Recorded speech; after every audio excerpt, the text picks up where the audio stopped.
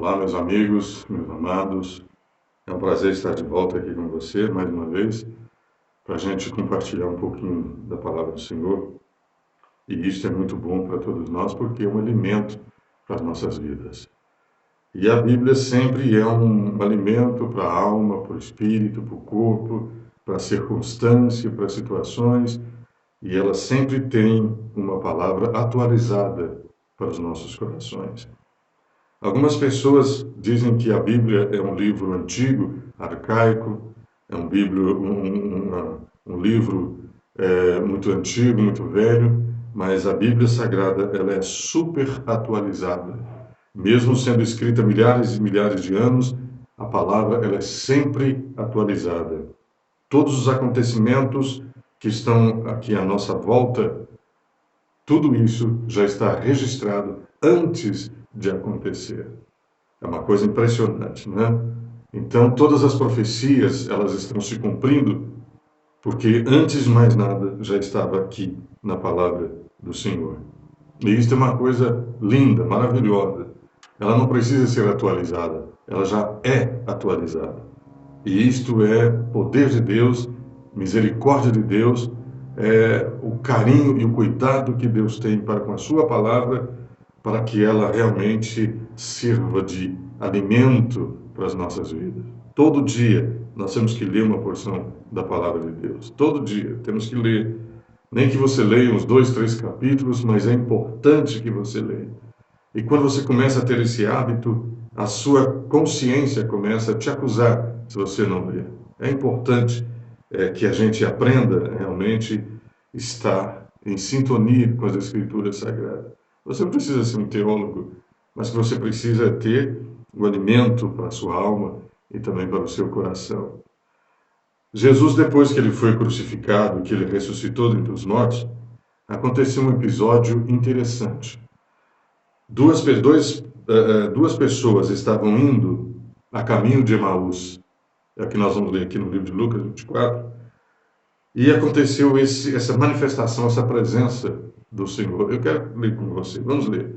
Lucas 24, 13 em diante. Diz assim: Naquele mesmo dia, 2 deles estavam de caminho para uma aldeia chamada Emaús, distante de Jerusalém 60 estádios. Iam conversando a respeito de todas as coisas sucedidas. Aconteceu que, enquanto conversavam e discutiam, o próprio Jesus se aproximou e ia com eles. E seus olhos, porém, estavam como que impedidos de o reconhecer. Então, lhes perguntou Jesus: Que é isso que vos preocupa e de que ide tratando à medida de que caminhais? E eles pararam entristecidos. Um, porém, disse: Cleopas, respondeu dizendo: És o único, porventura, que, tendo estado em Jerusalém, ignoras as ocorrências desde os últimos dias? E ele respondeu: Quais? Explicaram: Aconteceu a Jesus, o Nazareno, que era varão profeta e poderoso em obras e palavras diante de Deus e de todo o povo. E com os principais sacerdotes, as nossas autoridades, o entregaram para ser condenado à morte e o crucificaram. Ora, nós esperávamos que fosse ele quem havia de redimir a Israel, mas depois de tudo isso, e já esse o terceiro dia desde que tais coisas sucederam. Em verdade também, que algumas mulheres das que conosco estavam nos surpreenderam tendo ido de madrugada ao túmulo, e não achando o corpo de Jesus, voltaram dizendo terem tido uma visão de anjos, os quais afirmaram que ele vive. Olha que coisa interessante. Eles estavam entristecidos, os discípulos, a Bíblia não fala seu nome, né? Assim, o nome do outro, mas diz apenas que um chamava Cleopas. Mas o nome não é importante. Mas a história é que é importante. E ela tem tudo a ver comigo e tem tudo a ver com você. Eles estavam falando a respeito do acontecimento da crucificação de Jesus. E eles estavam falando a respeito das mulheres que haviam ido lá no túmulo. E o anjo que apareceu para as mulheres disseram que Jesus havia ressuscitado. Então, todas essas notícias que chegaram para eles deixaram eles perturbados. Mas o mais interessante, eles não conseguiam perceber, porque os acontecimentos haviam tirado a percepção deles. Amados, isso também acontece muito conosco. Se você ficar concentrado muito nas coisas negativas em sua volta, você não percebe as coisas que Deus está fazendo. Você só se concentra naquilo que o diabo está fazendo, aquilo que Satanás está fazendo ao mundo, tentando seduzir as crianças, tentando destruir as famílias.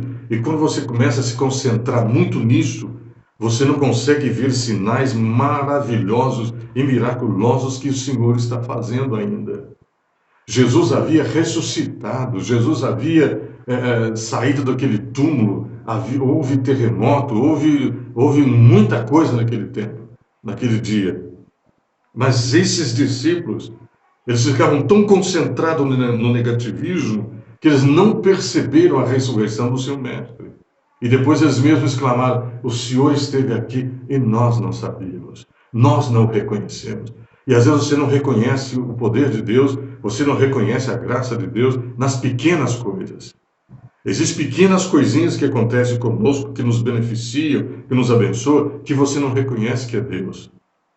Você não percebe que é Deus que está agindo. Você não percebe que Deus está fazendo. Você só quer ver aquilo que o Satanás está te seduzindo negativamente.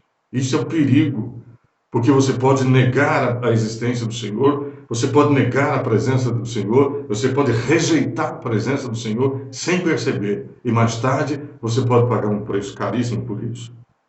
Nas pequenas coisas, nos pequenos detalhes, o Senhor age.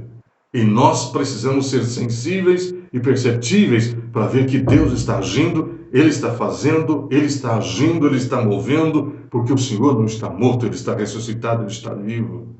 Pequenas coisas. De quantas vezes o Senhor livrou você, a mim, todos nós, de algum acidente, e você não percebeu que era a mão de Deus te protegendo? Quantas vezes você perdeu algo que você não sabia onde estava e de repente você descobre que estava ali no canto? É Deus, pequenas coisas, mas o Senhor está lá. Deus está aí com você, dando a você a entender que não é Satanás que está no controle da situação, mas é Ele que está no controle de tudo o que diz respeito a este mundo. O Senhor não perdeu o controle da humanidade. Deus não perdeu o controle, pelo contrário, Ele está no controle. Satanás não pode fazer o que quer, porque a igreja ela ainda está na face da terra. E você é a igreja, eu sou a igreja do Senhor. Enquanto estivermos aqui, Satanás é limitado. Ele só pode fazer aquilo que o Senhor permite. Porque está escrito aqui, as profecias estão escritas aqui, que vão acontecer, então Deus permite que as profecias elas se confirmem. E Satanás está dentro dessas profecias. Algumas delas. Então o Senhor liberou para que a profecia se cumpra e ele faz parte disso.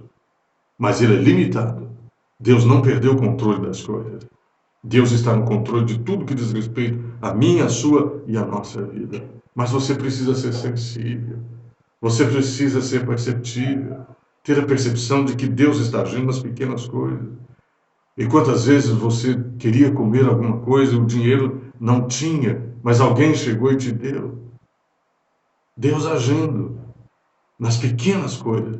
E nós precisamos ser muito gratos a Ele por isso. Amém, querido? Deus está agindo na sua vida. Para perceber. Para observar que Deus está agindo na sua vida, na vida da tua família. Em nome de Jesus. Tá bom?